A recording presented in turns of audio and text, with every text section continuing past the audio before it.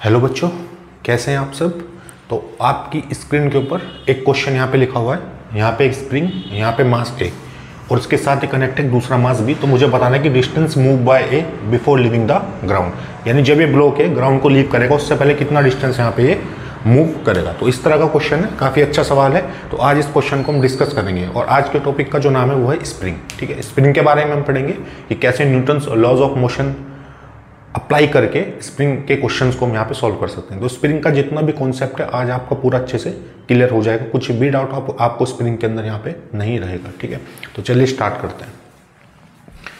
ये हटा देता हूँ इधर से।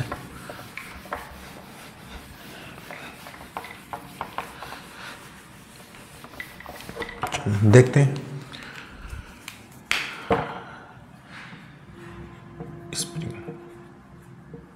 स्प्रिंग। ओके, तो सबसे पहले स्प्रिंग के अंदर आपने देखा होगा स्प्रिंग कुछ इस तरीके से होती है यहाँ पे। ठीक है, एक जो स्टेटमेंट होता है स्प्रिंग के लिए वो होता है ये कि एक्सटेंशन ऑफ स्प्रिंग,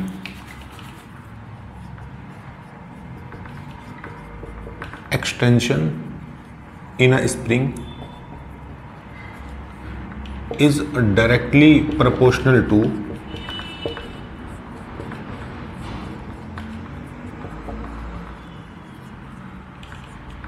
एक second, directly proportional to applied force.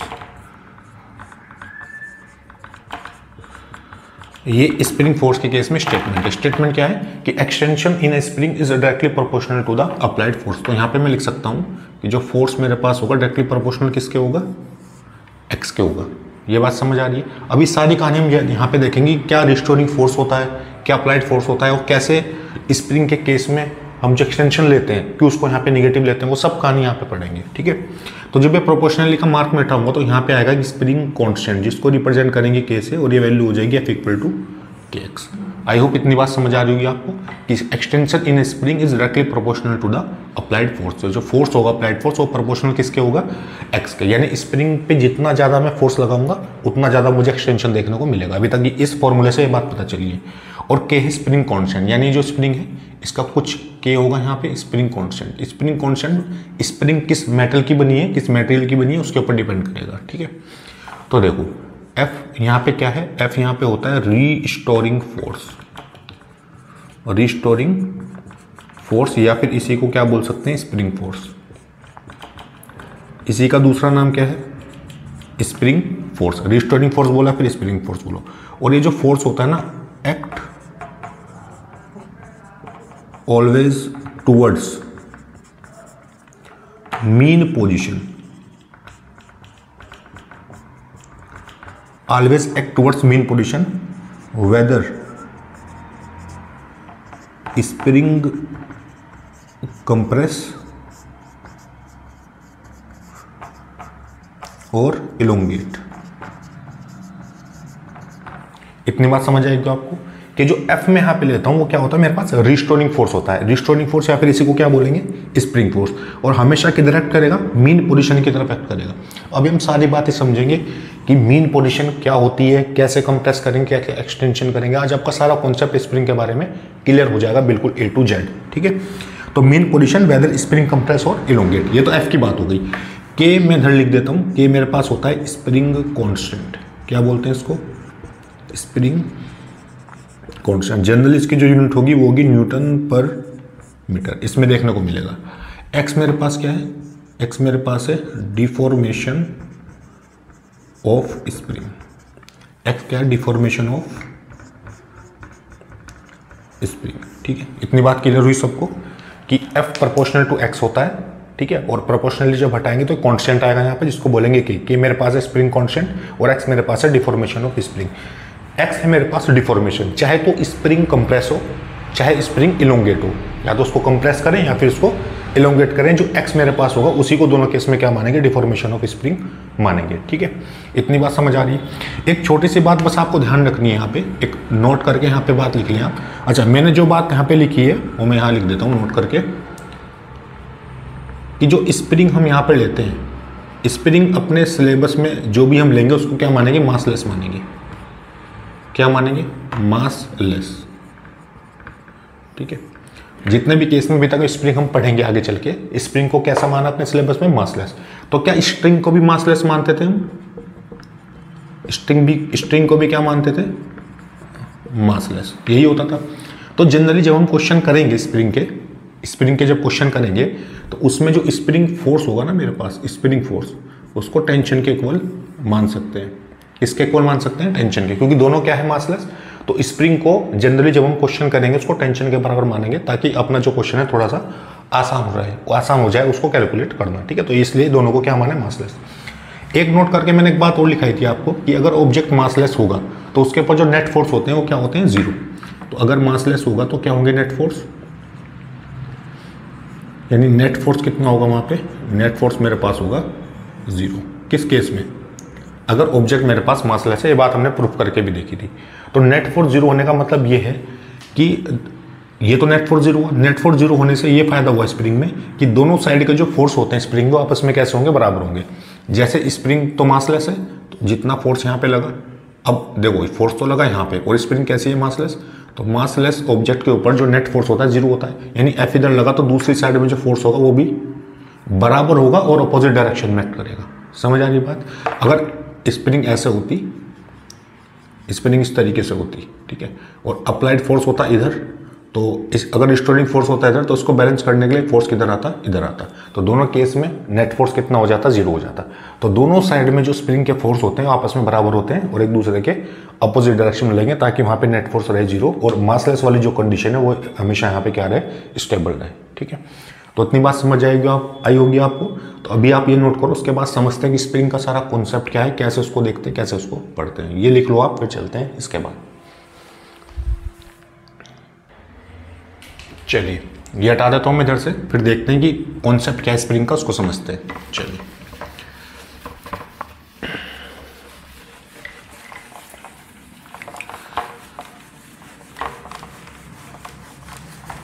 Spring के बारे में सब दुविधा आपकी आज दूर हो जाएगी।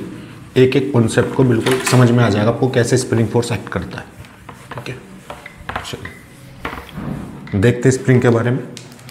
अच्छा, जनरली इस कॉन्सेप्ट को पढ़ने के लिए एक सिंपल सी स्प्रिंग बना लेते हैं ना। जैसे ये यहाँ पे फिक्स है इस तरीके से, और ये आपकी स्प्रिंग है, ठीक है। तो देखो इसको थोड़ा ऐसे बना लेता हूँ मैं, ये हटा देते हैं अभी। अच्छा, ये जो स्प्रिंग यहाँ पर रखी है इनिशियली, इस स्प्रिंग को आपने एज इट इज ऐसे रखा है। ये इसकी नेचुरल लेंथ है। कैसी लेंथ है इसकी? नेचुरल लेंथ, ठीक है। यहाँ तक स्प्रिंग को लेकर आए, यानी स्प्रिंग को आप लेकर के आए और लेकर के आपने एज इट इज यहाँ पे रख दिया। अब इसमें कुछ भी आपने ना तो इसको कंप्रेस किया है और ना ही इसको इलोंगेट किया है, ठीक है। तो इस पॉइंट को क्या मैं ये बोल सकता हूँ इसकी नेचुरल लेंथ होगी यहाँ पे। इस पॉइंट पे स्प्रिंग की क्या होगी यहाँ पे? ये जो लाइन मैंने ड्रॉ की है इसको बोलते हैं मीन पोजीशन। क्या बोलते हैं? मीन पोजीशन, या फिर इसी को क्या बोल सकते हैं? Equilibrium position. क्या बोल सकते हैं? Equilibrium position. या फिर इसी पॉइंट को स्प्रिंग की क्या बोल सकते हैं? Natural length. क्या बोल सकते हैं? नेचुरल लेंथ, यानी जो उसकी ओरिजिनल लेंथ है, जिसको हमने ना तो उसको कंप्रेस किया भी ना इसको इलोंगेट किया है, ठीक है। अच्छा, अब मेरी बात ध्यान से सुनना। अब मैं इसको इलोंगेट करने वाला हूँ। क्या करने वाला हूँ? इलोंगेट। जब इसको इलोंगेट करेंगे तो देखो कहानी क्या होगी। तो स्प्रिंग के बारे में देखते हैं, स्प्रिंग कैसा बिहेव करेगी। इस तरीके से देखो, अगर मैं इसको इलोंगेट करता हूँ इस तरीके से, ये होगा, ये हो गया इलोंगेट। इतनी बात समझ आ गई। ये इसकी मीन पोजीशन है। मीन पोजीशन में क्या किया? इसको ऐसे खींचा। खींचा कैसे? देखो, जैसे कोई यहाँ पे चिंटू होगा, चिंटू ने क्या किया? चिंटू ने पकड़ा स्प्रिंग को और स्प्रिंग को पीछे की तरफ मूव कराया। किधर मूव कराया? पीछे। तो कितना डिस्प्लेस हो गई स्प्रिंग? इस डिस्प्लेसमेंट को मैंने कितना बोल दिया? एक्स बोल दिया। कि मीन पोजीशन से फोर्स लगाने के बाद कितना डिस्प्लेस हुई? एक्स डिस्प्लेस हुई। अच्छा, फोर्स चिंटू किधर लगाएगा? स्प्रिंग के ऊपर पीछे खींच रहा है ऐसे। तो स्प्रिंग फोर्स, ये फोर्स किधर लगाएगा? अप्लाइड फोर्स किधर लगाएगा? ये लगाएगा अप्लाइड फोर्स। तो क्या इस एफ को मैं लिख सकता हूँ कि फोर्स अप्लाइड बाय, अच्छा मैन, इसको क्या मान लेते हैं? मैन मान लेते हैं कि फोर्स अप्लाइड बाय, चलो चिंटू मान लेते हैं, है ना। Force applied by Chintu at a spring. Force applied by Chintu at spring equal to कितना है मेरे पास? एफ है। इतनी बात समझ आ रही? Force applied by Chintu at spring, यानी चिंटू ने स्प्रिंग के ऊपर कितना फोर्स लगाया, एफ लगाया, और एक्सटेंशन कितना हो गया स्प्रिंग में, इलोंगेशन कितना हो गया, एक्स हो गया। ठीक है, अब मुझे एक बात बताओ, बाय एक्शन और रिएक्शन, जो Newton's third laws of motion हमने पढ़ा था कि अगर एक ऑब्जेक्ट के ऊपर फोर्स लगेगा तो उतना ही फोर्स दूसरे ऑब्जेक्ट पे अपोजिट डायरेक्शन में लगेगा, यही तो एक्शन और रिएक्शन। समझ आ रही बात? यानी चिंटू इसको अगर एफ से खींचेगा तो मैन ने फोर्स किसके ऊपर लगाया, स्प्रिंग के ऊपर। ठीक है, तो ये फोर्स आया मेरे पास, तो अगर मैन ने इसको एफ से खींचा है तो स्प्रिंग के ऊपर जो फोर्स आएगा किधर आएगा, अपोजिट डायरेक्शन में आएगा, इसको बोलूंगा मैं एफ। इसकी वैल्यू भी बराबर होगी, क्या बोलूंगा उसको, एफ। ये बात समझ आ रही है क्या सबको? भाई ये क्या था, Chintu, force applied by Chintu at a spring, force applied by Chintu at a spring, उसकी वैल्यू थी मेरे पास एफ, यही था। ठीक है, तो जब इसको खींचा तो ये भी इसके बाद एक्शन और रिएक्शन के तौर पे ये भी फोर्स किधर लगेगा, स्प्रिंग के ऊपर, आगे की तरफ। ये तो लगा इसके ऊपर, तो फोर्स एक ऑपोजिट आएगा किधर, स्प्रिंग के ऊपर, किधर, इधर की तरफ। इसी एफ को मैं क्या बोलूंगा, इसी एफ को मैं बोल सकता हूं यहाँ पे रिस्टोरिंग फोर्स। क्या बोलूंगा इस एफ को, रिस्टोरिंग फोर्स। आई होप ये बात समझ आ रही होगी आपको कि जब मैन स्प्रिंग के ऊपर फोर्स लगाएगा पीछे की तरफ तो इलोंगेशन कितना आएगा, एक्स, तो वापस स्प्रिंग के ऊपर भी एक पलट के एक फोर्स आएगा जिसको बोलेंगे एक्शन और रिएक्शन की हेल्प से। ये एफ था तो अप्लाइड फोर्स, ये भी रिस्टोरिंग फोर्स भी कितना हो जाएगा, एफ हो जाएगा। जितनी अप्लाइड फोर्स की वैल्यू उतनी ही स्प्रिंग फोर्स की वैल्यू। इसको या तो रिस्टोरिंग फोर्स बोल दो या फिर इसी को स्प्रिंग फोर्स भी बोल देते हैं। क्या बोल देते हैं, स्प्रिंग फोर्स। ठीक है, और एक बात ध्यान रखना, ये जो अप्लाइड फोर्स है, ये जो स्प्रिंग फोर्स है, जो रिस्टोरिंग फोर्स है, ये वाला रिस्टोरिंग फोर्स, ये वाला जो रिस्टोरिंग फोर्स, ये मैं लिख देता हूं, ये हमेशा इक्विलिब्रियम पोजीशन की तरफ लगेगा। किधर लगेगा, इक्विलिब्रियम पोजीशन पे। देखो ये मेन पोजीशन किधर लग रहा है, ये इधर की तरफ, और एक्सटेंशन किधर है, आगे की तरफ। तो एक्सटेंशन का वेक्टर है आगे और रिस्टोरिंग फोर्स का वेक्टर है पीछे की तरफ। ये लेफ्ट में है और ये राइट में, तो दोनों अपोजिट होंगे, दोनों अपोजिट में होंगे। और स्प्रिंग कांस्टेंट में कितना मान लेता हूँ, ये। ठीक है, स्प्रिंग को खींचो, इलोंगेट करो या कंप्रेस करो, स्प्रिंग कांस्टेंट पे कोई भी फर्क नहीं पड़ता है, वो हमेशा मेटेरियल के ऊपर डिपेंड करेगा। तो मेटेरियल तो सेम ही है स्प्रिंग में, तो के की वैल्यू भी क्या रहेगी, सेम रहेगी। तो ये कहानी होगी यहाँ पे। अब देखो जरा, अब इसको कंप्रेस करके देखते हैं। ठीक है, फिर मैं दोनों का कंक्लूजन एक साथ ही आपको बता दूँ। तो ये बात समझ आएगी आपको कि अगर आपने अप्लाइड फोर्स एफ लगा के स्प्रिंग को खींचा तो स्प्रिंग के ऊपर भी एक रिस्टोरिंग फोर्स क्रिएट होगा ड्यू टू एक्शन और रिएक्शन, जिसको बोलेंगे रिस्टोरिंग फोर्स, जिसकी वैल्यू किसके इक्वल होगी, अप्लाइड फोर्स के बराबर होगी। तो उसको क्या लिख सकते हैं, एफ मेरे पास हो गया रिस्टोरिंग फोर्स और स्प्रिंग फोर्स। देखो किधर एक्ट करेगा, ये मेन पोजीशन की तरफ। अब कंप्रेशन की कंडीशन देखते हैं, अगर स्प्रिंग को मैं कंप्रेस करता हूँ। ठीक है, तो आपने क्या किया, ये फिर से यहाँ पे क्या था, चिंटू, तो चिंटू ने इसको कंप्रेस करके रखा। ठीक है, तो स्प्रिंग पहले यहाँ पर थी और इसको कंप्रेस करके इतना कर दिया, तो कितना इलोंगेशन है स्प्रिंग में, ये है मेरे पास एक्स। ठीक है, आपने स्प्रिंग के ऊपर फोर्स किधर लगाया, चिंटू ने स्प्रिंग के ऊपर फोर्स किधर लगाया, इधर लगाया, जिसकी वैल्यू कितनी बोल दी मैंने, एफ बोल दी। अगर चिंटू ने स्प्रिंग के ऊपर फोर्स इधर लगाया तो स्प्रिंग भी चिंटू के ऊपर एक फोर्स लगाएगी, किस डायरेक्शन में, अपोजिट डायरेक्शन में, इस डायरेक्शन में।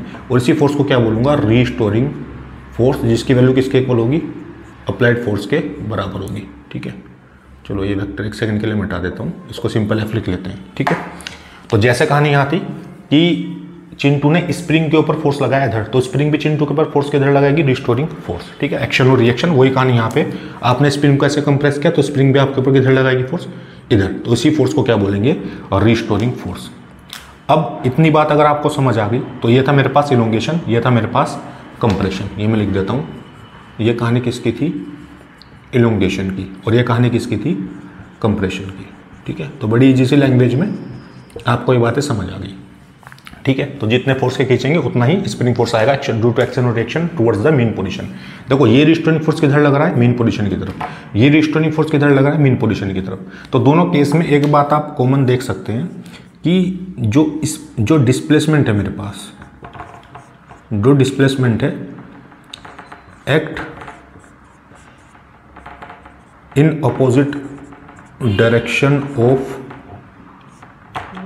Restoring force. ठीक है, ये बात समझ आ रही होगी आपको कि दोनों केस में, इलोंगेशन में और कंप्रेशन में, एक बात आपको कॉमन लगेगी कि इलोंगेशन और कंप्रेशन दोनों केस में जो रिस्टोरिंग फोर्स है वो डिस्प्लेसमेंट के अपोजिट डायरेक्शन में। देखो यहाँ पे रिस्टोरिंग फोर्स किधर है, राइट में, डिस्प्लेसमेंट किधर है, लेफ्ट में, हो गया अपोजिट।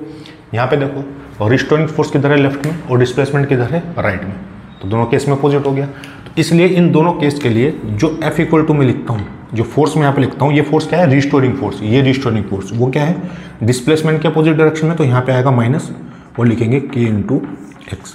तो ये जो इक्वेशन आप लिखते हो F इक्वल टू माइनस के एक्स, वो यहाँ से आती है। नेगेटिव का मतलब कि डिस्प्लेसमेंट और रिस्टोरिंग फोर्स आपस में अपोजिट डायरेक्शन में होंगे, और k स्प्रिंग कांस्टेंट और x फोर्स F क्या है, और रिस्टोरिंग फोर्स जो हमेशा किधर एक्ट करेगा, और restoring force which always act towards the main position या फिर इक्विलिब्रियम पोजीशन। देखो रिस्टोरिंग फोर्स किधर लग रहा है, मेन पोजीशन की तरफ, रिस्टोरिंग फोर्स किधर लग रहा है, मेन पोजीशन की तरफ। ठीक है, तो ये बात समझ आएगी आपको, स्प्रिंग का थोड़ा सा कॉन्सेप्ट क्लियर हुआ होगा। ठीक है, तो इसको आप नोट करो, फिर इसके बाद बात करते हैं इसके ग्राफ की, और फिर आगे थोड़ा सा और देखते हैं क्या स्प्रिंग के बारे में। ठीक है, तो ये कॉन्सेप्ट आपको क्लियर हुआ होगा, बड़े आसान तरीके से मैंने आपको ये चीज़ बता दी। ठीक है, अभी स्प्रिंग में मैं एनर्जी वगैरह की बात नहीं कर रहा हूँ, उसको जब वर्क पावर एनर्जी पढ़ेंगे वहाँ पे स्प्रिंग की एनर्जी के बारे में भी डिस्कस करेंगे, सारी कहानी वहाँ पे पढ़ेंगे। अभी हमें खाली फोर्स के बारे में पढ़ना है। ठीक है, नोट कर लो आप इसको। चलिए, नोट कर लिया होगा आपने, आई होप ये सारी कहानी आपको क्लियर हुई होगी। चलिए अब इसके ग्राफ के बारे में बात करते हैं, इसका ग्राफ कैसे बनेगा। ठीक है, देखते हैं ग्राफ्स के बारे में क्या कहानी होगी।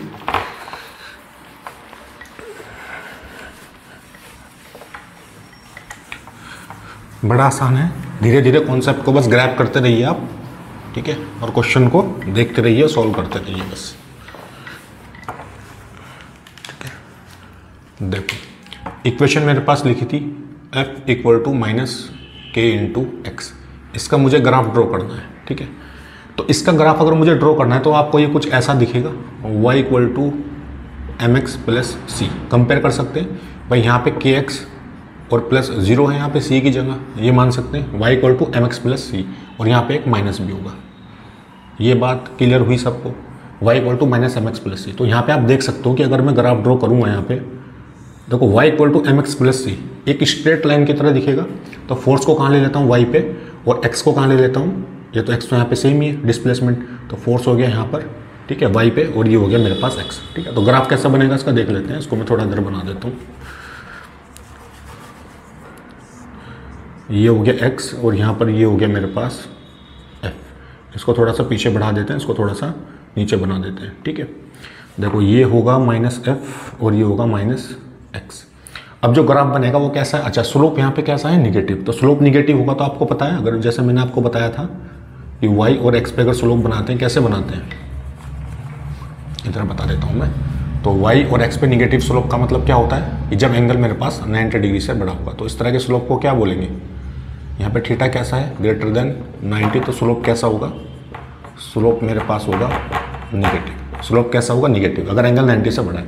तो यहाँ पे अगर मैं बनाऊंगा तो ग्राफ कुछ ऐसा आएगा, यहाँ पे इस तरीके से ये ग्राफ मिलेगा आपको यहाँ पे। ओके, यहाँ पे ये जो ग्राफ है, ये वाला पार्ट, ये मेरे पास है कंप्रेशन। स्प्रिंग का जो कंप्रेशन होगा उसका ग्राफ आएगा इस डायरेक्शन में, और ये मेरे पास किसका ग्राफ होगा, इलोंगेशन का। ठीक है, तो यहाँ से आप देख सकते हो y equal to M x plus C से ये बात आपको क्लियर हो जाएगी इधर। ठीक है, चलिए आगे चलते हैं थोड़ा सा। ठीक है, y होगी यहाँ पे, और स्लोप कैसा, निगेटिव। तो हर एक पॉइंट पे स्लोप निगेटिव मिलेगा, आपको देख सकते हो हर एक पॉइंट पे स्लोप कैसा मिलेगा, यहाँ पे निगेटिव मिलेगा। ठीक है, तो ये सब हमने स्ट्रेट लाइन में मैथमेटिकल टूल में डिस्कस किया था कि कैसे थीटा को यहाँ पे स्ट्रेट लाइन से कैसे ग्राफ यहाँ पे ड्रॉ करेंगे। ठीक है, चलिए आगे चलते हैं। अच्छा, ये तो हो गया ग्राफ के बारे में। स्प्रिंग का एक और कॉन्सेप्ट है, जैसे मेरे पास एक स्प्रिंग है ना, उसको भी देख लेते हैं। स्प्रिंग है, ठीक है, यहाँ पे मेरे पास है, इसको मान लो राम और इसको मान लो श्याम। ठीक है, ये कौन है, राम और श्याम है। ठीक है, तो एक मेरे पास जो स्प्रिंग थी इनिशियली, वो कुछ स्प्रिंग कैसी थी, अच्छा स्प्रिंग ये मेरे पास नेचुरल है, कैसी लेंथ है, नेचुरल। इसको मैं क्या मान लेता हूँ, यानी स्प्रिंग को भी खींचा नहीं है इन्होंने, इलोंगेट या कंप्रेस कुछ नहीं किया है, करने वाले हैं। ठीक है, तो जब भी इलोंगेट या कंप्रेस करेंगे स्प्रिंग को, तो देखो कहानी क्या होगी, इलोंगेट करने के बाद स्प्रिंग कुछ ऐसे हो जाएगी, जब ये लोग खींचेंगे तो स्प्रिंग कैसी हो जाएगी, इस तरीके से। ये यहाँ पे कौन है, ये है श्याम, और इसको इलोंगेट करने के बाद इधर कौन है, ये मेरे पास राम। इतनी बात समझ आ रही है सबको। ठीक है, तो अब अगर मैं आपसे पूछूं कि राम और श्याम पे कितना spring force act, restoring force act करेगा, कितना फोर्स इनको लगाना पड़ेगा। अगर मैं आपसे पूछूं कि राम और श्याम के ऊपर कितना फोर्स एक्ट करेगा टोटल, तो देखो क्या होगा, जब श्याम इसको खींचेगा, श्याम स्प्रिंग को खींचेगा, तो अप्लाइड फोर्स किधर है, राइट डायरेक्शन में, तो रिस्टोरिंग फोर्स किधर आएगा, इस डायरेक्शन में। ठीक है, और डिस्प्लेसमेंट यहाँ पे कितना मान लेता हूँ, x1 मान लेता हूँ। x1 किधर, इधर, भाई x1 ऐसे तो खींचा इसने, तो डिस्प्लेसमेंट किधर हुआ, x1 इधर, और पीछे खींचेगा तो उसके अपोजिट में आएगा रिस्टोरिंग फोर्स स्प्रिंग के अंदर, किधर, टुवर्ड्स द मीन पोजीशन। ये इसकी मीन पोजीशन थी यहाँ पे। अब देखो इसने जब पीछे खींचा तो इसने लगाया फोर्स पीछे और लेफ्ट में, तो रिस्टोरिंग फोर्स किधर आएगा, इसको बोल देता हूँ F2। क्या बोल देता हूँ, F2 इधर, और इलोंगेशन किधर हुआ इसका, इस डायरेक्शन में, जिसको बोल दिया मैंने X2। समझ आ रही है बात। तो अप्लाइड फोर्स के अपोजिट डायरेक्शन में, इसने पीछे खींचा तो रिस्टोरिंग फोर्स आएगा आगे, और एक्सटेंशन किधर होगा, राइट में। ठीक है, तो दोनों अपोजिट डायरेक्शन में है, ये भी दोनों किस में, अपोजिट डायरेक्शन में। तो यहाँ पे अगर मैं आपसे पूछूं कि राम और श्याम पे लगने वाला जो नेट फोर्स है वो कितना एक्ट होगा, कितना फोर्स इनको लगाना पड़ेगा इसको खींचने के लिए, कितना फोर्स दोनों को लगाना पड़ेगा इस स्प्रिंग को इन्वर्ट करने के लिए।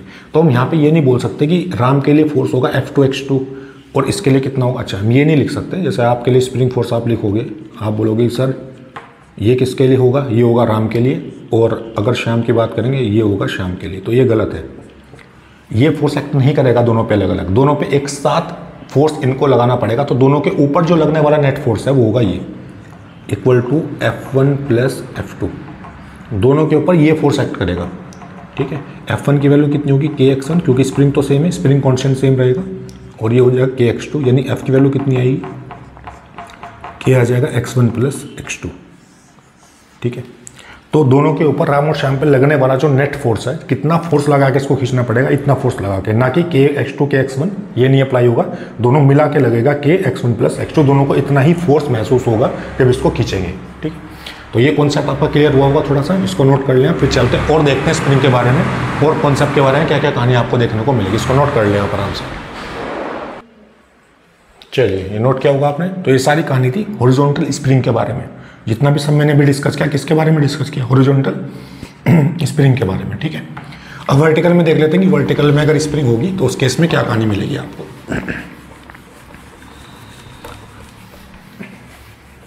देखते हैं वर्टिकल के केस में।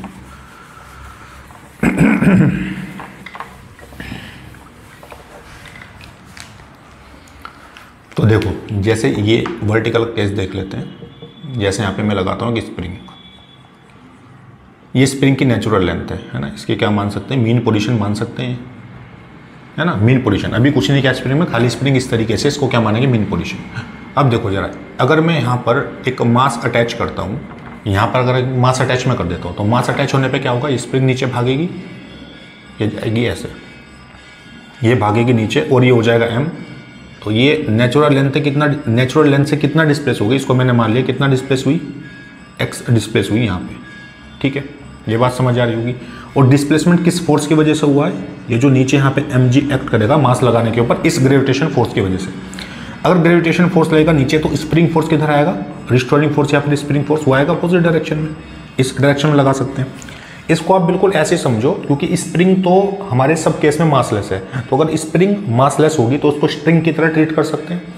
स्ट्रिंग की तरह ट्रीट करेंगे तो उसमें टेंशन फोर्स कैसे लगता था, कॉन्टैक्ट से दूर की तरफ, तो ऐसे स्प्रिंग फोर्स को भी किधर मान सकते हैं, कॉन्टैक्ट से दूर की तरफ। ये मैंने स्टार्टिंग में लिखाया भी था कि spring force will be equal to the tension force, क्योंकि स्प्रिंग और स्प्रिंग दोनों कैसे यहाँ पे मासलेस हम लेते हैं, तो कॉन्टैक्ट फोर्स से दूर की तरफ लगेगा स्प्रिंग फोर्स। ये कहानी होगी।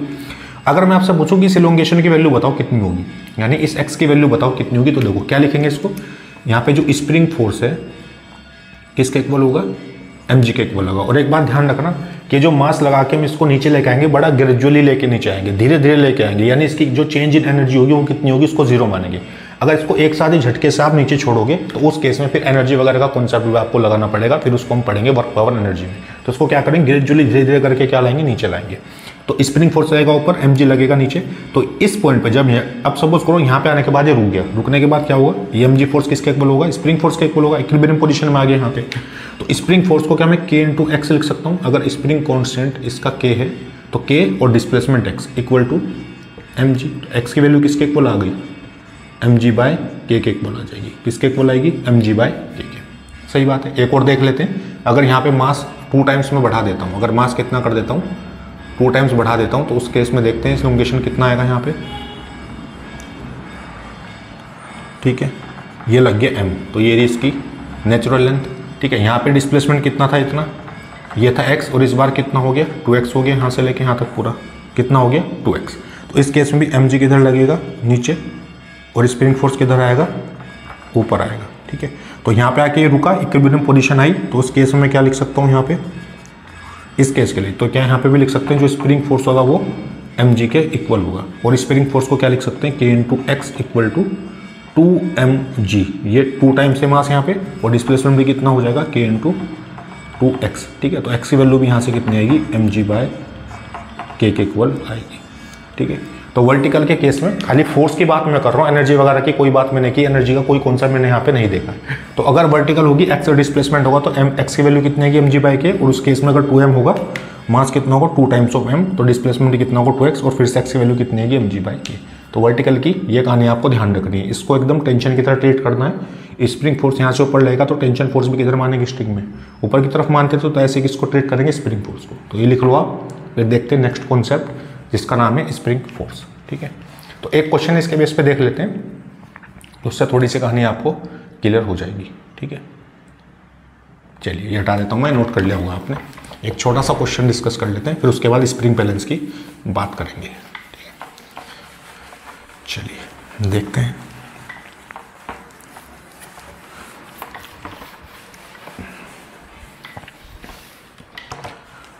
अगर सवाल आपको ऐसे दिया है, क्वेश्चन ऐसे पूछ सकता है आपसे, जैसे एक ब्लॉक यहाँ पे है 3 किलोग्राम और इससे एक स्प्रिंग यहाँ पे अटैच है, और ये ब्लॉक यहाँ पे लगा है 2 किलोग्राम इस तरीके से, और यहाँ पे ग्राउंड से अटैच है।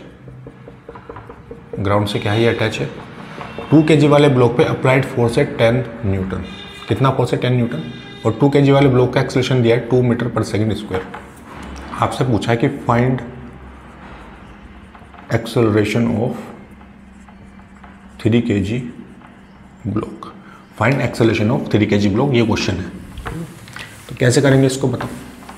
देखो इस क्वेश्चन को अगर आपको ध्यान हो तो हम टेंशन मेथड में इसको, हमने एनएलएम के सेकंड लॉ की बात की थी जहाँ पे ब्लॉक और स्प्रिंग को लेकर क्वेश्चन सॉल्व किया था। तो इस स्प्रिंग कैसी है, यहाँ पे मासलेस है, स्प्रिंग मासलेस है, तो उसको किसकी तरह ट्रीट कर सकते हैं, इस स्प्रिंग को। इस स्प्रिंग को हम ट्रीट कर सकते हैं एज ए स्ट्रिंग की तरह इसको मान सकते हैं। तो अगर स्ट्रिंग होती थी कॉन्टैक्ट से दूर की तरफ टेंशन लगता था, तो स्प्रिंग फोर्स भी किधर लगेगा, कॉन्टैक्ट से दूर की तरफ। और अगर पूरी स्प्रिंग एक है तो स्प्रिंग फोर्स भी कैसा रहेगा, सेम रहेगा, तो कॉन्टैक्ट से दूर की तरफ ये मान सकते हैं यहाँ पे स्प्रिंग फोर्स। तो अगर दोनों मासलेस हैं तो स्प्रिंग फोर्स को टेंशन के इक्वल में लिख सकता हूँ, है ना, सवाल में। तो 2 kg, अच्छा इसका एक्सेलरेशन किधर मान लेते हैं, इसका मान लेते हैं a इधर, ये इधर जाएगा। तो इसके लिए इक्वेशन में क्या लिखूँ बोलो, ये हो गया 10 इधर, क्योंकि जिस डायरेक्शन में एक्सेलरेशन है वो फोर्स बढ़ा रहा होगा, और minus t equal to mass into acceleration, ये हो जाएगा इक्वेशन नंबर 1। सही बात है। अच्छा यहाँ से स्प्रिंग फोर्स अगर कोई मुझसे पूछे कितना होगा तो क्या लिख सकते हैं, तो ये हो जाएगा 10 माइनस 4 इक्वल टू टी, यानी यहाँ से टी या फिर स्प्रिंग फोर्स की वैल्यू कितनी आएगी, ये आएगी मेरे पास 6 न्यूटन। तो अगर आपसे पूछे कि स्प्रिंग में स्प्रिंग फोर्स कितना होगा, वो होगा ये। समझ आ रही बात। अब इसके लिए देखो क्या लिखेंगे, इसके लिए लिखेंगे ये तो होगा यहाँ पे स्प्रिंग फोर्स, जिसको क्या बोल सकते हैं, tension, equal to 3 into A, ये लिख सकते हैं। तो ए की वैल्यू कितनी आएगी यहाँ से, टी बाई 3। ए कितना आएगा, टेंशन कितना है यहाँ पे 6, ये आएगा 3, यानी acceleration for 3 kg block, acceleration of 3 kg block कितना आएगा, 2 मीटर पर सेकेंड स्क्वायर। कितना आएगा, 2 मीटर पर सेकेंड स्क्वायर। और ये हम टेंशन में आप देख भी सकते हो, क्योंकि एक ही स्ट्रिंग से कनेक्ट है, तो जितना एक्सेलरेशन 2 kg वाले ब्लॉक का उतना ही एक्सेलरेशन 3 kg वाले ब्लॉक का। तो आंसर कितना हो जाएगा यहाँ से, 2 मीटर पर सेकेंड स्क्वायर। तो स्प्रिंग फोर्स को एज ए टेंशन की तरह भी ट्रीट कर सकते हैं। समझ आ रही बात। अच्छा अगर मैं आपसे यहाँ पे पूछ लेता कि स्प्रिंग का इलोंगेशन कितना होगा, स्प्रिंग का इलोंगेशन कितना होगा वो भी निकाल सकते हैं। तो उसके लिए मुझे स्प्रिंग कांस्टेंट उसको देना पड़ेगा। सपोज करो के की वैल्यू उसने दे दी 50 न्यूटन पर मीटर। क्या दे दी, 50 न्यूटन पर मीटर। तो उसने बोला कि जब ये 10 न्यूटन फोर्स से आगे जाएगा एक्सेलरेशन के साथ, तो स्प्रिंग में कितना इलोंगेशन होगा ये मुझे बताओ कितना होगा। ठीक है, तो यहाँ पे क्या लिख सकते हैं, स्प्रिंग फोर्स कितना मान सकते हैं, क्या इसको लिख सकते हैं k × x, और x की वैल्यू किसके इक्वल होगी, spring force divide by k। ये लिख सकते हैं यहाँ पे spring force divide by k। तो देखो स्प्रिंग फोर्स कितना है यहाँ पे, स्प्रिंग फोर्स मैंने निकाला 6, ठीक है, और ये कितना है यहाँ पे, ये मेरे पास है 50। तो कट कर सकते हैं, 2 से 3 बार कट होगा, ये आएगा 25। तो इलोंगेशन कितना आएगा, 3/25 मीटर। ये मेरे पास क्या हो जाएगा, आंसर हो जाएगा। समझ आ रही बात। अगर आपसे पूछेगा इलोंगेशन कितना हो, तो x = क्या लिख सकते हैं, spring force divide by k। तो 3/25 metre will be the answer. ठीक है, तो ये क्वेश्चन क्लियर हुआ होगा आपको, इसको नोट करो आप। फिर उसके बाद चलते हैं स्प्रिंग बैलेंस पे, देखते हैं उस पर क्या कॉन्सेप्ट और कैसे क्वेश्चन आपसे पूछेगा वहाँ पे, इसको नोट कर लो आप। चलिए ये लिख लिया होगा 2 मीटर पर सेकेंड स्क्वायर। चलिए देखते हैं, आगे चलते हैं। स्प्रिंग बैलेंस, तो एक छोटी सी बात है स्प्रिंग बैलेंस में, वो आपको याद रखनी है, उसी से सारे क्वेश्चन आपके सॉल्व हो जाएंगे। ठीक है, समझ आ रही बात? देखते हैं। तो कॉन्सेप्ट क्या है स्प्रिंग बैलेंस।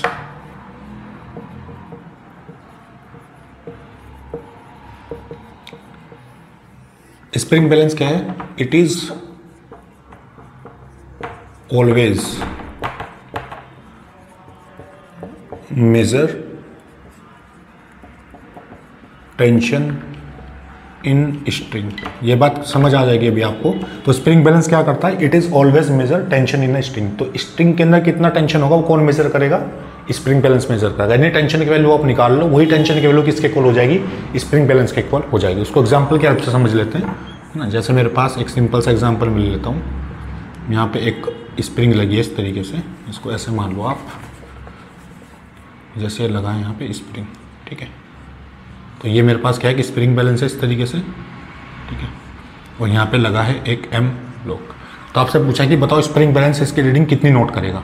जब एम मास के ब्लॉक को यहाँ पे लगाएंगे तो उसके अंदर इसकी रीडिंग कितनी आएगी? तो एक बात आपको समझ आ रही है कि स्प्रिंग और स्ट्रिंग दोनों को क्या है यहाँ पे मासलेस मानेंगे। तो जितना भी टेंशन यहाँ पे होगा तो पूरी कंडीशन में वही टेंशन की वैल्यू रहेगी। आप उसको टेंशन बोलो या फिर उसको यहाँ पे स्प्रिंग फोर्स बोलो, एक ही बात होगा, दोनों एक ही बात होंगी क्योंकि दोनों कैसे ही मासलेस। तो अगर मैं यहाँ पे फ्री बॉडी डायग्राम बनाता हूँ तो एम जी किधर लगेगा? नीचे। और स्ट्रिंग में टेंशन किधर लगेगा? टी ऊपर, एस कॉन्टैक्ट से दूर की तरफ, है ना। टी किधर लगेगा? ये तो पूरा एक ही है, ये कैसा पूरा एक, तो टेंशन लगेगा टी इधर। तो यहाँ पे जो एम जी में बोल सकता हूँ, किसके इक्वल बोल सकता हूँ? टी के इक्वल बोल सकता हूँ। यही मेरे पास क्या होगा? Spring force. ठीक है, यही मेरे पास क्या होगी? स्प्रिंग बैलेंस की रीडिंग। ये किस में आएगा? ये आएगा न्यूटन में। तो अगर स्प्रिंग बैलेंस आपसे किलोग्राम में पूछना चाहता है तो क्या लिखेंगे? ये जो मेरे पास टेंशन आएगा उसको जी से डिवाइड कर देंगे। ये क्या आएगा? Spring balance in kilogram. जो भी यूनिट यहाँ पे होगी तो उसको क्या मानेंगे? किलोग्राम में। भाई टी आपने निकाल लिया, टी को किसके ऊपर रखेंगे? एम जी के। तो ये जो एम जी होगा ये मेरे पास क्या होगा? स्प्रिंग बैलेंस होगा। और इसका अगर मास पूछेगा, न्यूटन में ना पूछ के, तो जी से डिवाइड कर देंगे इसको, तो क्या आ जाएगा? Spring balance in kilogram. I hope ये बात क्लियर हुई होगी आपको। तो इसके बेस पे क्वेश्चन देख लेते हैं तो सारी कहानी आपको यहाँ पे समझ आ जाएगी। सही है, तो उसको मैं यहाँ पे हटा देता हूँ, ये आप नोट कर लो आराम से, फिर चलते हैं क्वेश्चन पे। चलिए ये लिख लिया होगा आपने, ओके। इसको मैं हटा देता हूँ।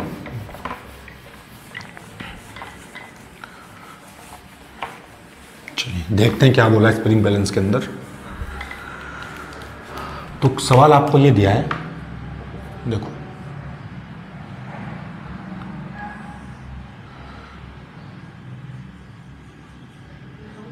इस तरीके से कनेक्ट करके रखा है यहाँ पे स्प्रिंग को, ये अटैच किया है इधर और एक पूरी लगी है इधर ऐसे।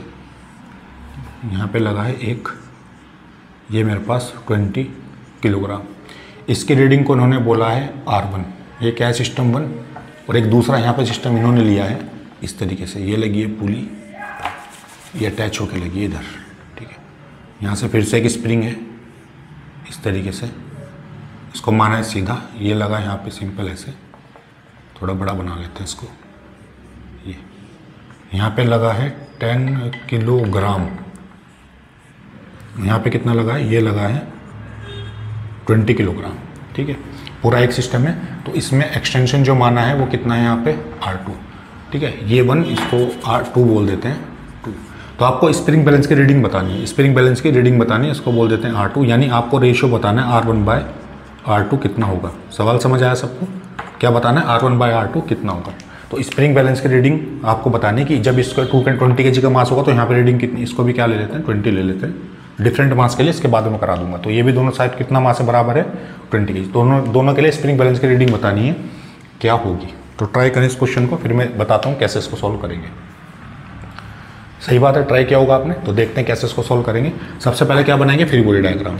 और टेंशन जो होता है वही क्या करता है? स्प्रिंग बैलेंस की रीडिंग को नोट करेगा। तो देखो ये तो होगा 20G और यहाँ से टेंशन किधर लेगा? T इधर। ठीक है, और पूरी रोप के अंदर यहाँ पे टेंशन T और यहाँ पे टेंशन T। अच्छा, अब ये स्प्रिंग यहाँ पे बीच में आ गया तो यहाँ पे अलग टेंशन नहीं करना आपको, क्योंकि ये पूरा क्या है? मासलेस है तो उस पूरी को एक स्ट्रिंग की तरह मान सकते हैं कि जितना टेंशन यहाँ पे होगा उतना टेंशन यहाँ पे, उतनी स्प्रिंग बैलेंस की रीडिंग और पूरी रोप के अंदर एक ट्रेड कर सकते हैं इसको। सही बात है। तो टेंशन को ही मैं क्या बोल सकता हूँ, स्प्रिंग बैलेंस की रीडिंग बोल सकता हूँ। तो टेंशन की वैल्यू कितनी आएगी यहाँ से, टेंशन आएगा 20G। अगर G की वैल्यू 10 है कितना हो जाएगा 200 न्यूटन। क्या इसी को मैं R1 बोल सकता हूँ, रीडिंग ऑफ स्प्रिंग बैलेंस। इसी को स्प्रिंग फोर्स भी बोल सकते हैं आप, दोनों एक ही बात है। समझ आ रही बात। तो R1 कितना है 200 न्यूटन यहाँ से। अब यहाँ की कहानी देखो, यहाँ पे 20G किधर लगेगा, नीचे। टेंशन किधर लगेगा, T ऊपर, टेंशन T ऊपर, टेंशन T ऊपर, टेंशन T ऊपर, और यहाँ पे भी कितना लगेगा 20G। समझ आ रही इतनी बात सबको। टेंशन कितना है 20G। तो ये इस पूरी के अंदर आपको टेंशन एक ही माना है। ऐसा मत करना कि यहाँ पे स्प्रिंग आ गया टेंशन अलग टेंशन अलग। पूरा मास लेस है तो पूरे में क्या होगा, एक ही तरह इसको ट्रेड कर सकते हैं, स्प्रिंग को भी और स्प्रिंग को भी एक जैसा मान सकते हैं। तो पूरा एक होगा तो टेंशन भी एक ही होगा। तो यहाँ से T की वैल्यू कितनी आएगी 20G। दोनों साइड एक ही मास है, कहीं से मेजर करो आप, यही मिलेगा आपको। कितना हो जाएगा 200 न्यूटन। इसी को क्या बोल सकते हैं, और रीडिंग ऑफ स्प्रिंग बैलेंस। तो R2 कितना है यहाँ से, R2 भी मेरे पास आया 200 न्यूटन। तो अगर मैं आपसे R1/R2 पूछूं कितना होगा, तो कितना होगा। तो यहाँ से अगर R1/R2 अगर आपसे पूछे कोई, R1/R2 कितना आएगा 200/200, और ये कितना हो जाएगा 1 हो जाएगा सिंपल। तो ये मुझे रेशियो मिलेगा स्प्रिंग बैलेंस का, स्प्रिंग रीडिंग का, कितना 200/200 = 1। तो ये मेरे पास क्या हो जाएगा आंसर। तो आई होप ये समझ आया होगा आपको। तो उसको नोट कर लो आप, फिर चलते हैं नेक्स्ट क्वेश्चन पे। अगर दोनों मास अलग अलग हो जाए यहाँ पे, तो उस केस में स्प्रिंग बैलेंस की रीडिंग कितनी आएगी उसको देख लेते हैं कैसे कैलकुलेट करेंगे। ठीक है, ये नोट कर लो आप, फिर चलते हैं इस क्वेश्चन के ऊपर। ठीक है, चलिए। तो ये बड़ा आसान सा सवाल है, कॉन्सेप्ट अगर आपका क्लियर है तो कोई भी क्वेश्चन आप बड़े आराम से सॉल्व कर सकते हैं। ओके, ठीक है, ये मैं हटा देता हूँ इधर से। चलिए देखिए, एक क्वेश्चन देख लेते हैं इसी के बेस पे कि अगर यहाँ पे डिफरेंट मास हो जाए तो उस केस में रीडिंग कितनी होगी।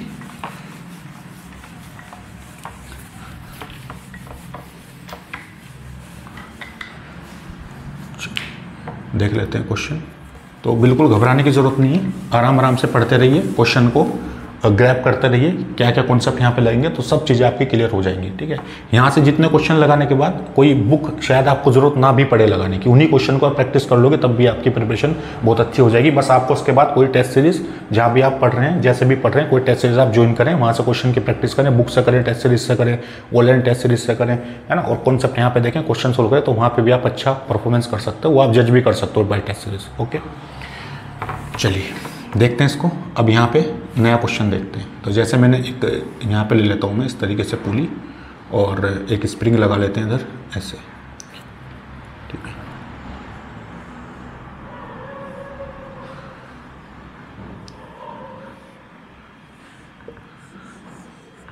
अच्छा ये कितना है, ये है 20 किलोग्राम, और ये कितना है यहाँ पे, ये मेरे पास है 10 किलोग्राम। ये 20 और 10 दोनों का मास अलग है। तो आपको बताना है रीडिंग ऑफ स्प्रिंग बैलेंस, और रीडिंग ऑफ स्प्रिंग बैलेंस कितना होगा। कैसे करेंगे, ट्राई करो इस क्वेश्चन को, फिर देखते हैं कैसे इसको सॉल्व करेंगे। इससे पहले वाले में दोनों मास सेम थे, तो इसलिए मैंने डायरेक्टली टेंशन को, स्प्रिंग फोर्स की जो रीडिंग है उसको लिख लिया था यहाँ पे 200 न्यूटन, लेकिन यहाँ पे मास अलग अलग है। तो देखो, मास भले ही अलग हो, इस पूरी को आपको एक ही स्ट्रिंग मानना है, क्योंकि ये तो मासलेस है, स्ट्रिंग भी मासलेस है, तो पूरे को एक की तरह ट्रीट कर सकते हैं। सही बात है। अच्छा, ये थोड़ा हैवी है तो उसका एक्सेलरेशन किधर मान लेंगे, नीचे। ये थोड़ा हल्का है तो एक्सेलरेशन किधर मान लेंगे, ऊपर।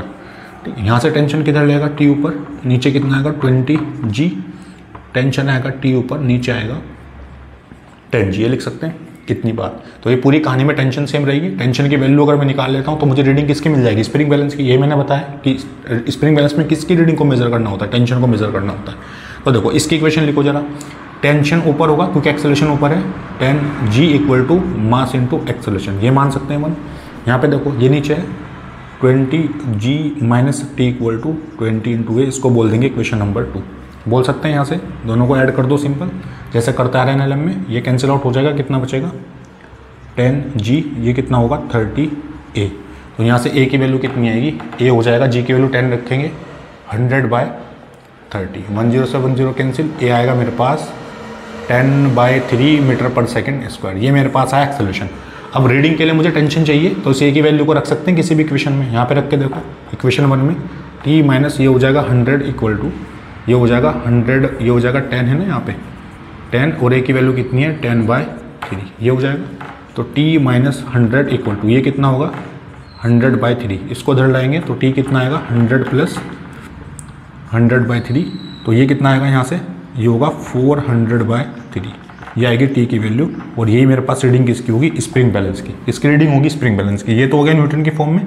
अगर आपसे पूछ लेगी बताओ स्प्रिंग बैलेंस की रीडिंग किलोग्राम में, तो क्या करेंगे, रीडिंग ऑफ स्प्रिंग बैलेंस, और रीडिंग यहाँ पे मैं लिख देता हूँ पूरा, तो कोई इधर लिख देते हैं, और reading of spring balance, reading of spring balance कितना आएगा, देखो यहाँ से 400/3 इंटू जी, ये आएगा। तो जी से डिवाइड कर देंगे, तो जी से अगर डिवाइड करेंगे तो जी की वैल्यू कितनी हो जाएगी 10, तो कितना हो जाएगा 400/30, यानी कितना होगा 40/3 kilogram.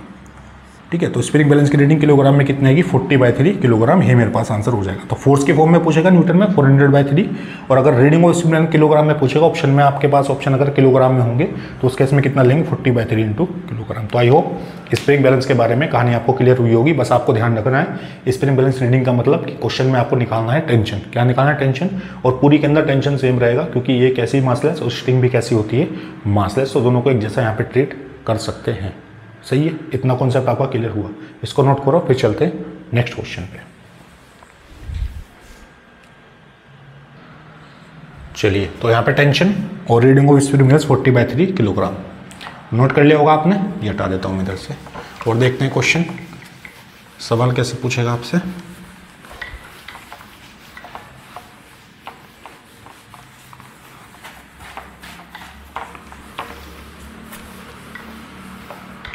Reading of spring balance, वो क्वेश्चन आपसे ऐसे भी पूछ सकता है, वो इस तरीके से, दो स्प्रिंग यहाँ पे अटैच कर देगा सिंपल, यहाँ पे लगा देगा मास m, ठीक है, इस तरीके से ये लगा देगा, और आपसे बोल देगा कि बताओ इन दोनों स्प्रिंग के अंदर रीडिंग कितनी आएगी। इसको मान लो आप 1, इसको मान लो 2, what is the reading of this spring balance. तो बताओ जरा कैसे करेंगे इसको, ट्राई करो करने का, फिर देखते हैं कैसे इसको सोल्व करेंगे यहाँ पे। चलिए, ये सोल्व किया होगा आपने, तो देखो कैसे करेंगे। देखो ये दोनों एक साथ कनेक्ट हैं, तो इसको अगर आप 1 मान रहे हो, इसको 2 मान लो, तो यहाँ पे क्या लगेगा mg लगेगा नीचे और टेंशन लगेगा t ऊपर। तो मैंने बोला था कि स्प्रिंग बैलेंस क्या रीडिंग नोट करेगा, टेंशन को ही नोट करेगा। तो दोनों सीरीज में कनेक्ट होंगे, तो जितना टेंशन इसके पास उतना ही टेंशन इसके पास, ठीक है। तो यहाँ पे जो स्प्रिंग बैलेंस की रीडिंग होगी, जैसे इसको मैं कितना बोल लेता हूँ, उसको मान लो 4 किलोग्राम, क्या मान लो 4 किलोग्राम, तो कितना हो जाएगा यहाँ से, अगर ये मास 4 किलोग्राम है तो 4g हो जाएगा। तो टेंशन की वैल्यू कितनी आएगी यहाँ से, टेंशन मेरे पास आएगा 4 इंटू जी, यह आएगा टेंशन। इसी को स्प्रिंग बैलेंस की रीडिंग बोलेंगे। तो अगर यहाँ पे 1 और 2 की बात करूँ तो स्प्रिंग बैलेंस की जो रीडिंग होगी 1 में, और इसको बोलेंगे जो 2 में, वो कैसी होगी हमेशा 4g के बराबर होगी, यही आंसर होगा। यानी दोनों के अंदर रीडिंग सेम मिलेगी आपको, यानी यहाँ पे टेंशन कितना आएगा 4g, तो यहाँ भी कितना होगा 4g, और यहाँ पे भी कितना होगा 4g, दोनों में सेम आएगा। तो ये मेरे पास आंसर हो जाएगा रीडिंग ऑफ स्प्रिंग बैलेंस। तो क्लियर हुआ आपको, ये क्वेश्चन मुझे दिया था, ठीक है। एक सेकंड सवाल और देखते हैं, और कैसे क्वेश्चन आपसे पूछेगा, है ना। तो स्प्रिंग बैलेंस के बारे में कहानी आपको क्लियर हुई होगी। तो स्प्रिंग के लिए देखते हैं कि क्वेश्चन आपको मास के साथ अटैच करके किस तरह से इसको सॉल्व करेंगे, ठीक है। तो सबसे पहले तो आपको एक सिंपल सा सवाल है, सिंपल तो नहीं है, थोड़ा सा सही सवाल है, तो थोड़ा सा फ्री बॉडी डायग्राम के बारे में कहानी क्लियर हो जाएगी आपको यहाँ से, ठीक है। ये स्प्रिंग है यहाँ पे इस तरीके से, यहाँ पे लगाया है, ये यहाँ पे एक और स्प्रिंग अटैच है, ठीक है, ये स्प्रिंग अटैच है, और यहाँ पे एक ब्लॉक लगा है m मास का, और यहाँ से ग्राउंड से इसको क्या किया, फिक्स किया है। ग्राउंड से इसको क्या कर दिया, यहाँ से फिक्स कर दिया। एक स्प्रिंग लगी यहाँ पे, एक स्प्रिंग लगी यहाँ पे। इसका स्प्रिंग कांस्टेंट है K1, इसका स्प्रिंग कांस्टेंट है K2, ठीक है। तो आपको क्या बताना है कि फाइंड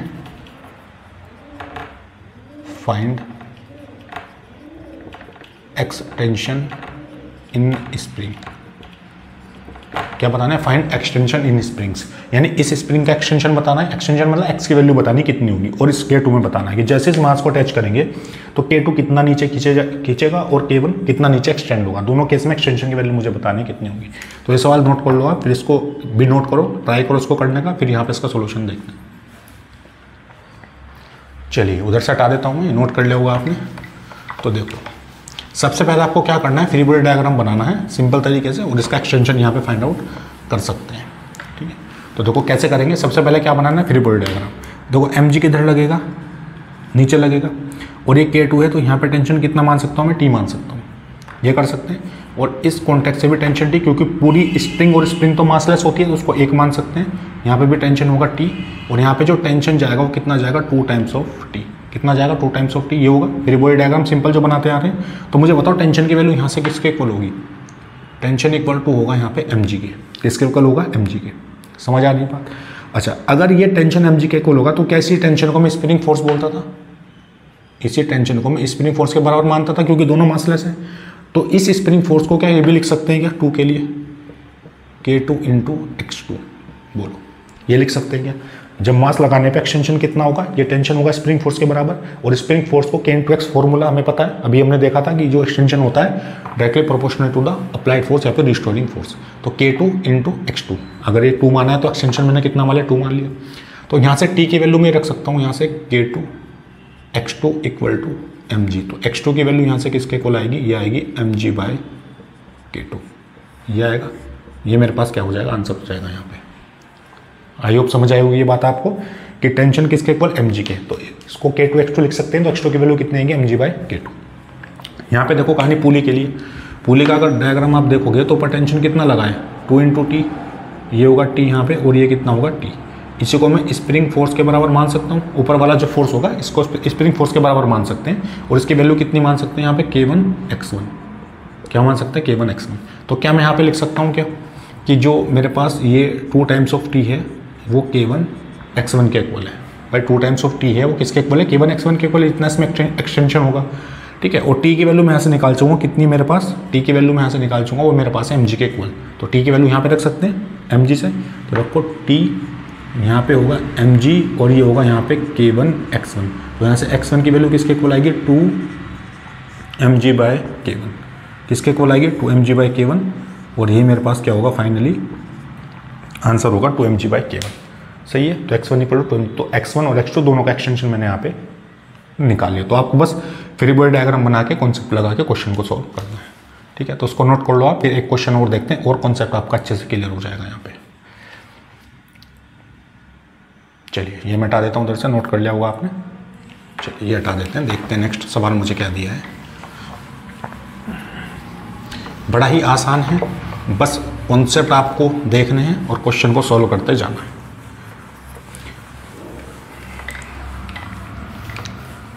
आपको ज़्यादा किसी चीज़ में पढ़ने की ज़रूरत नहीं है, कोई इधर उधर से कोई बुक लगाना, ये सब जहाँ से जो चीज़ अच्छी है ऑलरेडी मैं वहाँ से उठा करके वो सारी चीज़ें आपको नोट करके बता रहा हूँ। बस आप जितने ज़्यादा क्वेश्चन जहाँ से आपको मिल सकते हैं वो सारे आप अटेम्प्ट करें। कॉन्सेप्ट तो सारे हम यहाँ पे करते जा रहे हैं, सही है, ठीक है।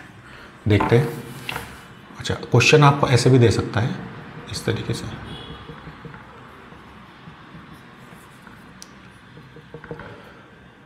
जैसे यहाँ पे लगाएगा कि स्प्रिंग,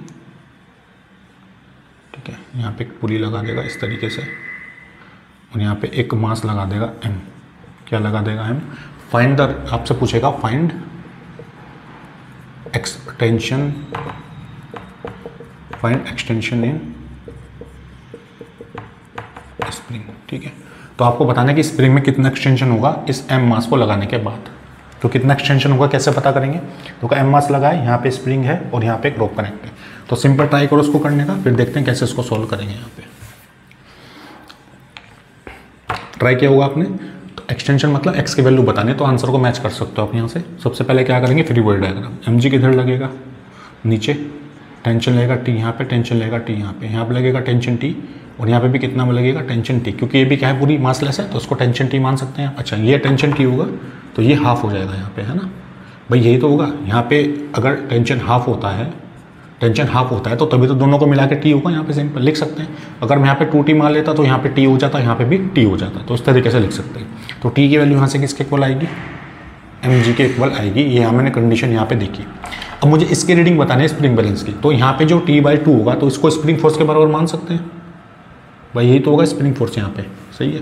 तो उसका अगर स्प्रिंग कॉन्स्टेंट है k, क्या है k, तो क्या लिख सकता हूँ, देखो स्प्रिंग फोर्स किसके इक्वल है, यहाँ पे t/2 के इक्वल है, और इसी को क्या मान सकते हैं, k इंटू एक्स मान सकते हैं इस स्प्रिंग के लिए। तो t/2 इक्वल टू होगा k इंटू एक्स। टी की वैल्यू में निकाल सकूँ mg, ये लिखो यहाँ से mg/2 इक्वल टू के इंटू एक्स। तो एक्स यहाँ से कितना आएगा, एक्स आएगा mg/2 इंटू के। ये मेरे पास आंसर हो जाएगा। mg कितना आएगा, mg आएगा यहाँ, x आएगा यहाँ पे mg/2 इंटू के। ये मेरे पास एक्सटेंशन हो जाएगा इन दिस स्प्रिंग। सही है, तो ये क्वेश्चन था मेरे पास, इसको नोट कर लो आप। अच्छा क्वेश्चन था थोड़ा सा। उसके बाद फिर चलते हैं नेक्स्ट क्वेश्चन में, देखते हैं कैसे सवाल और आपसे पूछेगा। चलिए नोट कर लिया होगा आपने, ठीक है, ये हटा देता हूँ मैं। देखते हैं क्वेश्चन और कैसे पूछेगा आपसे।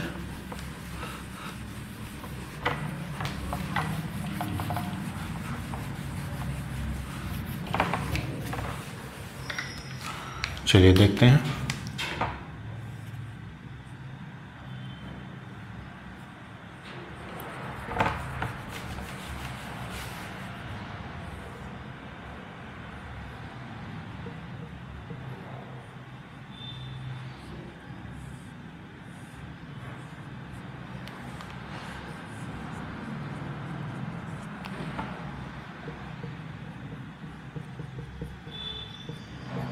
ये दिया है 100 न्यूटन पर मीटर। ये 20 किलोग्राम मास यहाँ पर है इस तरीके से, ठीक है, और 10 किलोग्राम मास नीचे है। If system release from rest find out extension in a spring, extension in spring. ठीक है, सही बात है। तो ये सिस्टम मुझे दिया है, यहाँ पे एक स्प्रिंग लगी है, मुझसे पूछा कि system release from rest find extension in a spring. तो इस स्प्रिंग के अंदर, इस स्प्रिंग के अंदर कितना एक्सटेंशन क्रिएट होगा ये मुझे बताना है। तो ट्राई करो इस क्वेश्चन को करने का, फिर देखते हैं कैसे इसको सॉल्व करेंगे। बड़ा सिंपल है, पहले फ्री बॉडी डायग्राम बनाओ और फिर एक्स की वैल्यू फाइंड आउट करने की कोशिश करो और ये आंसर यहाँ पे मैच करो। ठीक है, तो स्क्रीन को पॉज करके आप यहाँ पे क्वेश्चन को नोट करके ट्राई कर सकते हो। सही है, तो देखते हैं कैसे करेंगे। ये 10 kg है तो mg किधर लेगा, नीचे, टेंशन आएगा T ऊपर। पूरी स्ट्रिंग एक है तो यहाँ पे भी टेंशन T, यहाँ पे भी टेंशन T और यहाँ पे भी टेंशन T होगा। सही बात है। तो यहाँ से T की वैल्यू किसके इक्वल आएगी, T यहाँ पे हो जाएगा 10 इंटू G, यानी T को किसके इक्वल मान सकते हैं, 100 न्यूटन के इक्वल मान सकते हैं। ये कर सकते हैं। यहाँ पे देखो जरा ध्यान से, यहाँ पे T की वैल्यू किसके, अच्छा एक बात और होगी यहाँ पे, ये सिंपल ऐसे मास अलग है तो एक्सेलरेशन भी यहाँ पे पिक्चर में आएगा और एक्सेलरेशन भी यहाँ पे पिक्चर में आएगा। अगर इक्विलिब्रियम में होता तो हम यहाँ पे लगा देते। तो इसके लिए यहाँ पे इक्वेशन क्या लिखेंगे अभी, तो यहाँ पे अगर मैं लिखना चाहूँ क्या लिखूँगा, 10g minus T equal to 10 into A. हाँ, अगर सिस्टम इक्विलिब्रियम पे होता तब वो लगा सकते थे कंडीशन। ठीक है, अब यहाँ पे क्या लिखेंगे, देखो नेट फोर्स कितना है, ये tension T equal to mass into acceleration, ये इक्वेशन नंबर 2। ये दो इक्वेशन बनेंगी यहाँ पे।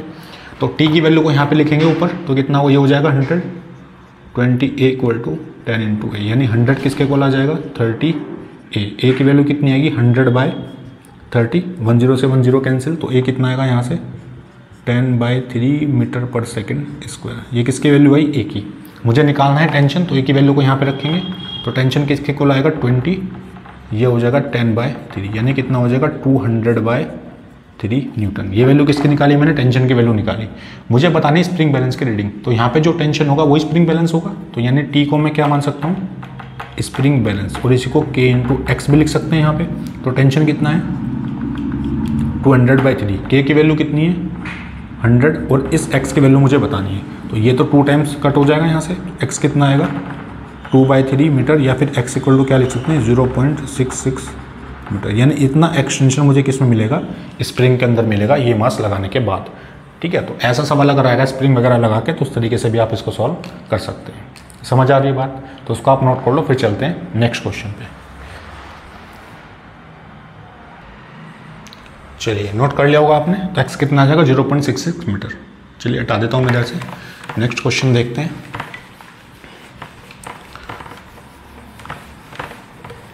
देखते हैं नेक्स्ट सवाल मुझे क्या दिया है यहाँ पे।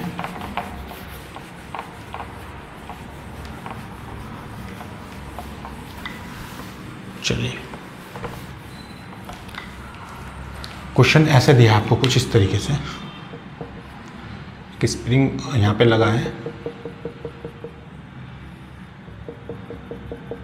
ठीक है, तो यहाँ पे लगी है कि स्प्रिंग ऐसे, ठीक है। क्वेश्चन एक सेकेंड, ये मिटा देता हूँ।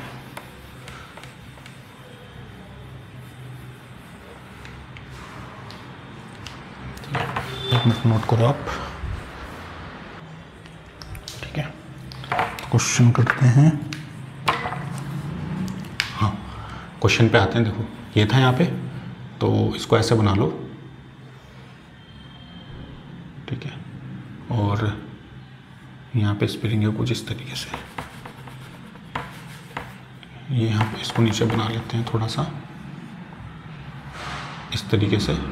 और यहाँ पे ये जो स्प्रिंग है कुछ ऐसे जाएगी, यहाँ पे अटैच है, इसको ऐसे करके बनाया यहाँ पे कुछ इस तरीके से,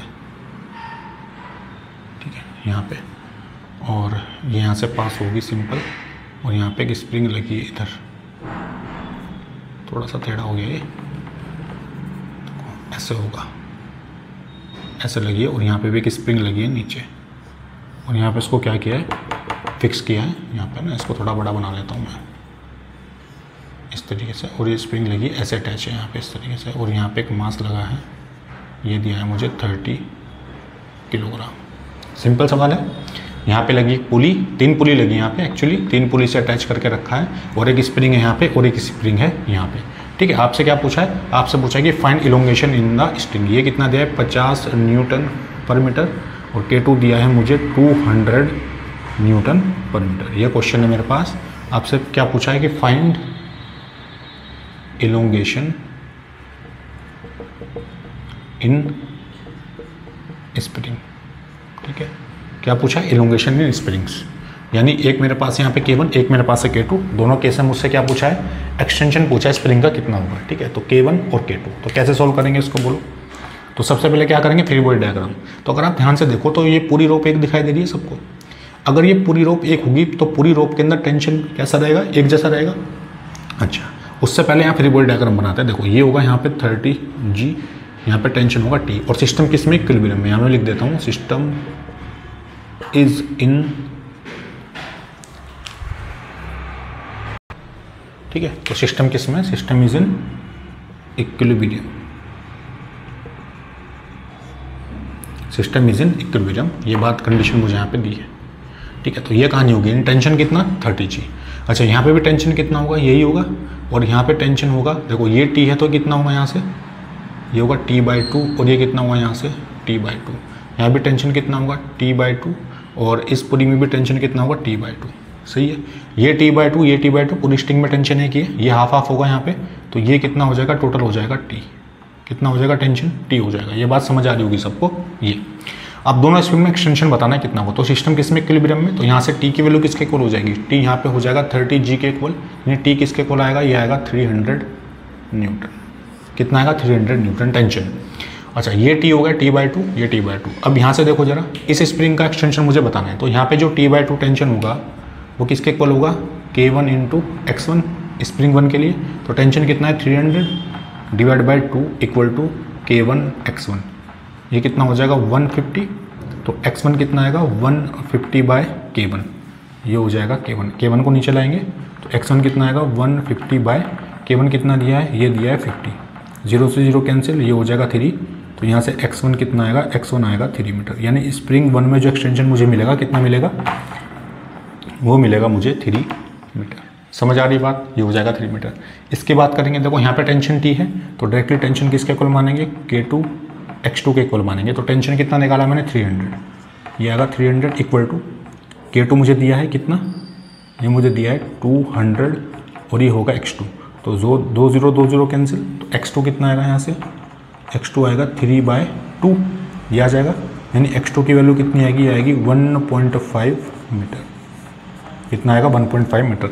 यानी स्प्रिंग 1 में एक्सटेंशन कितना होगा, ये होगा 3 मीटर, और स्प्रिंग 2 में एक्सटेंशन कितना होगा, ये होगा 1.5 मीटर। तो इस तरह के क्वेश्चन को लगा करके भी सॉल्व कर सकते हैं सिस्टम किस में, इक्विलिब्रियम में।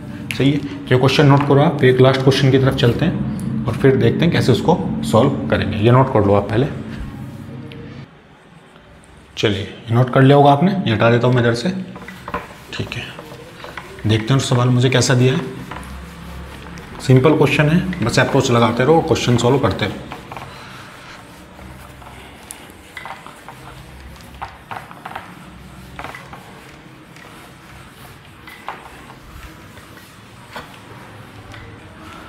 ठीक है, तो क्वेश्चन आपको ये दिया है इस तरीके से। यहाँ पे लगी एक स्प्रिंग इधर, और एक लगा यहाँ पे पुली, और लगा है 10 किलोग्राम, और यहाँ से इसको ये कनेक्ट करके रखा है। ठीक है, आपसे पूछा है कि फाइंड इलोंगेशन इन स्प्रिंग, फाइंड इलोंगेशन इन स्प्रिंग। स्प्रिंग के अंदर इलोंगेशन बताना है कितना हुआ, यानी यहाँ पे कैसे सॉल्व करेंगे इसको बोलो।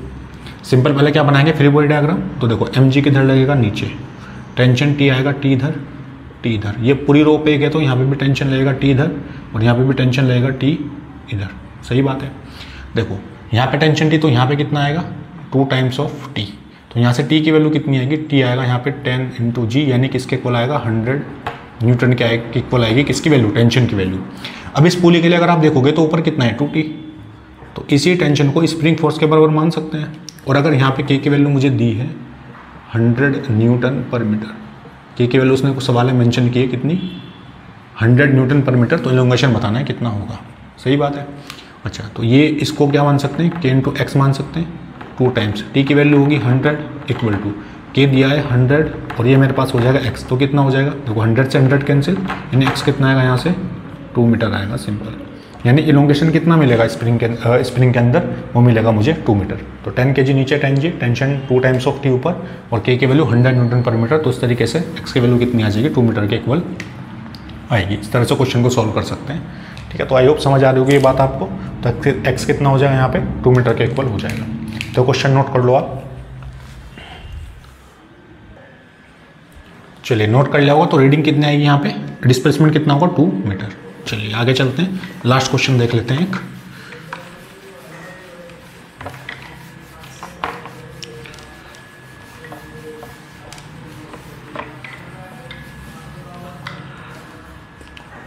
चलिए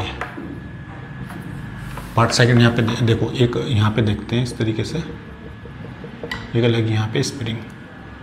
ठीक है, यहाँ पे लगा है मास ऑफ 5 किलोग्राम, यहाँ पे मास लगा है 1 किलोग्राम। सही है। तो आपको बताना है reading of spring balance, reading of spring balance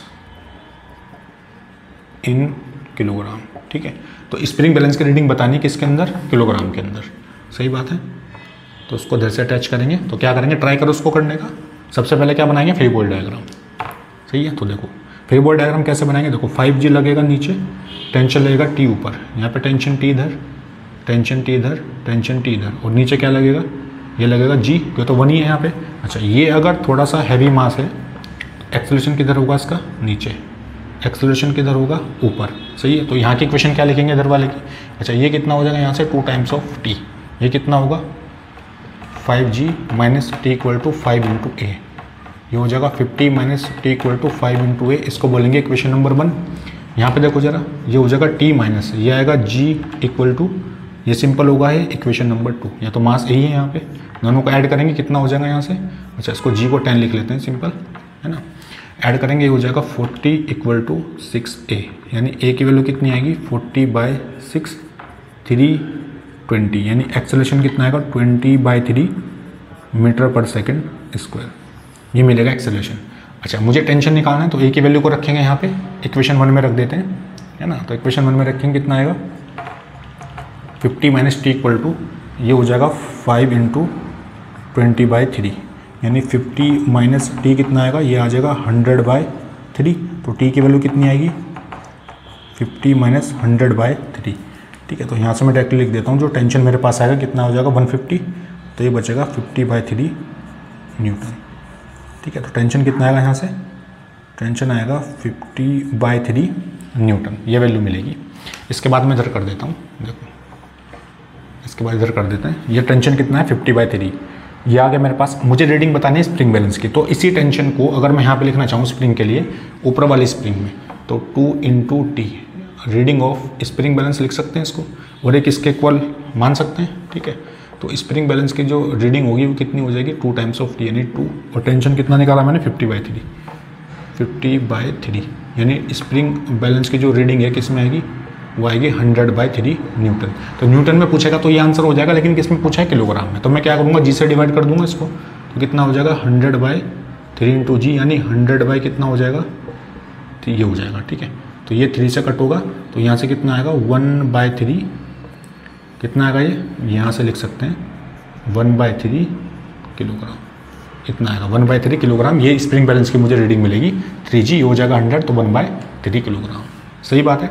तो इस तरह का क्वेश्चन आएगा तो इस तरीके से भी आप यहाँ पे मास किलोग्राम में निकाल सकते हो। ठीक है, इसको नोट कर लो आप। चलिए नोट कर लिया होगा आपने।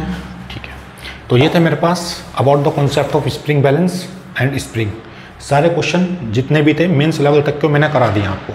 इसके बाद एक वीडियो अभी और आएगा, उसके अंदर जितने भी एडवांस लेवल के क्वेश्चन हैं, एडवांस इन द सेंस जो थोड़े अच्छे क्वेश्चन है, बढ़िया क्वेश्चन है रिलेटेड टू स्प्रिंग, उन सबको मैं वहाँ पे डिस्कस करूँगा आपके साथ। इसके अंदर भी 2 चीज़ें और हैं, जैसे सीरीज और पैरेलल में स्प्रिंग को कैसे कनेक्ट करेंगे, वहाँ पे नेट इक्विवेलेंट कितना होता है स्प्रिंग कॉन्स्टेंट का, वो वहाँ पे देखेंगे। और उसके साथ एक चीज़ वहाँ पे और डिस्कस करेंगे कि अगर स्प्रिंग को बीच में से कट कर देते हैं, बीच में से कट करने के बाद क्या कॉन्सेप्ट होगा, तो वो भी सारी कहानी एक नेक्स्ट वीडियो में उसके बाद फिर अलग से पढ़ेंगे। ठीक है, तो आपका कोई भी कॉन्सेप्ट यहाँ पे नहीं रहेगा, कोई भी कॉन्सेप्ट, कोई भी क्वेश्चन किसी भी तरीके का आप आराम से अटेम्प्ट कर सकते हैं। तो बस लेक्चर को आप फॉलो करते रहिए, नोट्स बनाते रहिए और प्रॉपर वे में पढ़ाई करते रहिए। ठीक है, तो तब तक के लिए बेस्ट ऑफ लक।